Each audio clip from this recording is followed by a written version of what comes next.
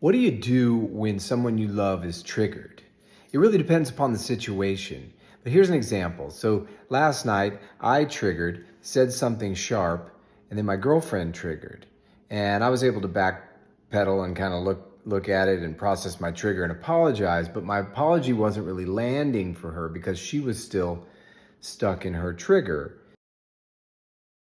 So luckily in our relationship, she's able to process her trigger, and then after that, she was able to really hear my apology and hear my amend and hear by the assurance that I gave her that, hey, that's not how I want to speak to you, and that's not going to be a pattern in our relationship. And yeah, I'm really sorry for that. And here's what I'm going to do. Here's my safety plan to make sure that I don't repeat that. I'm not going to let myself get so tired, or maybe we'll have somebody help cook on these days, with these long days, so I'm not snappy like that.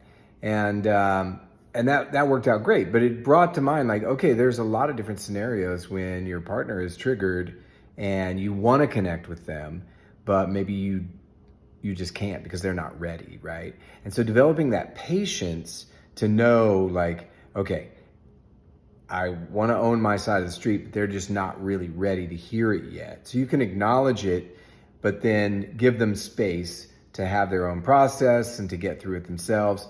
And then when they're through it, then you can go back and you can apologize again and make a proper amend when they can really hear it. That's one way. Sometimes you're in a relationship with somebody who really can't calm themselves down or can't get off the drama triangle. And then that's tougher. We want to own our part, but we don't want to take on their shame and be blamed for the whole dynamic and that whole thing. We're only responsible for our part, not their reaction, right? So the best we can do is just own our part, apologize for our side, and then get some space away from the drama and let them have it and recognize that, hey, I'm not responsible for this. If you are still feeling connected to that, because sometimes it's easy, it's like a magnetic pull. It's easy to be connected to that drama, especially for those of us who are rescuers. I strongly encourage you to continue to process those traumas, look at those patterns of rescuing and how we seem to think that it's our responsibility, or if we would just do this, that, or the other, they would change and be okay, and then we'd be safe, right? It doesn't work that way. They got to do their own thing. We got to lead by example. All right, I'm James M. If you want more information on this, or you want to join one of my courses, go to schoolforemotionalwellbeing.com. I do have a new book coming out. It's going to be launching in a week. I'm super excited about it. It's called Safe in Your Own Skin. And it's all about creating that life of your dreams, being able to get off the drama triangle, really understand how to process triggers. A lot of people don't know how to process triggers.